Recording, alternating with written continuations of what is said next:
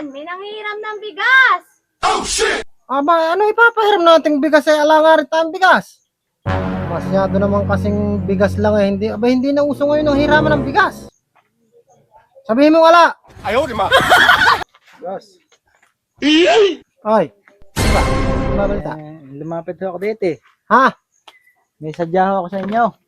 Ah, ano ba atin? Wala ako kaming bigas eh. Nak- Hiram mo sana ng bigas eh. Alam mo kasi, sa panahon ngayon, panahon pa ni kupong-kupong yung hiraman ng bigas na ganun eh. Magtrabaho kayo para may ibili kayo ng bigas eh. Pwede ba naman yung aasa lang kayo sa kapitbahay na ala din ako, hirap din ako sa hanap buhay, kaya pakilo-kilo lang din ang bigas ang bili namin. Mga iba nga ako, boss. Kayo ba gumawa ng bahay na ito? Ha? Kayo ba gumawa ng bahay na ito o pinagawa niyo lang? Aba hindi, ako gumawa niyan. Aba, ala nga rin ako iuupay, kaya ako ang gumawa ng bahay na yun eh. Napakagaling niyo naman palang gumawa ng bahay, ano? Pulidong-pulido ah. Para talagang sinusukat ng ano ah. Aba medyo may nalalaan din naman tayo kahit paano lang. Hindi naman sa magaling, kumbaga marunong lang. Hindi yung siguro kayo gumawa niyan, boss. Ba't ba ganyang napakaganda ng pagkakagawa? Aba, ako gumawa niyan. Aba, kahit itanong mo sa asawa ko, ako mag-isa lang gumawa niyan. Kaya nga, kahit paano marunong naman akong gumawa. At saka napansin ko, boss, ba't ba napaka-pogi niyo ata, ano? Ha? Napaka-pogi niyo ata. Hindi naman masyado. Medyo, kumbaga sa kuwan Mala artistahin no dati nga niya, parang si Kuwan ah. Parang si mga Richard Gutierrez, gano'n na itsura niyo.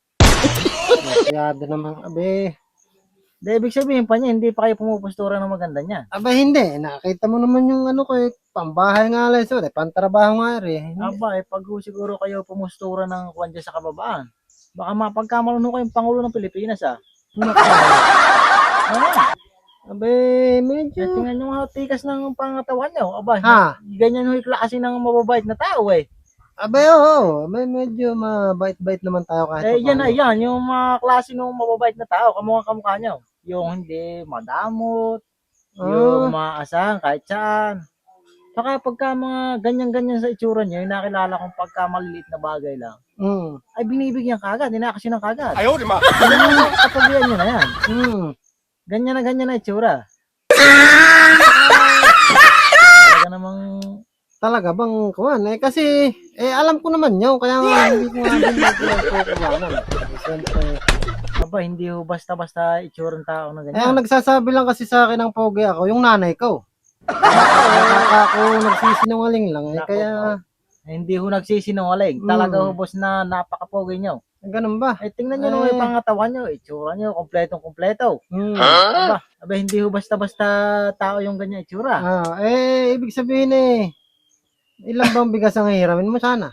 Ay, kahit ho sana mga 1 kilo lang, pangsaing namin eh. Han, bigyan mo nga rin ng mga kawam. May 1 bulto pa rin, hatiin mo. Maipadala rin sa tao rin. At ang alaraw Samahan mo na tuloy ng 200 at baka lari silang ulam. Ayun ang makabili ng ulam. Anja!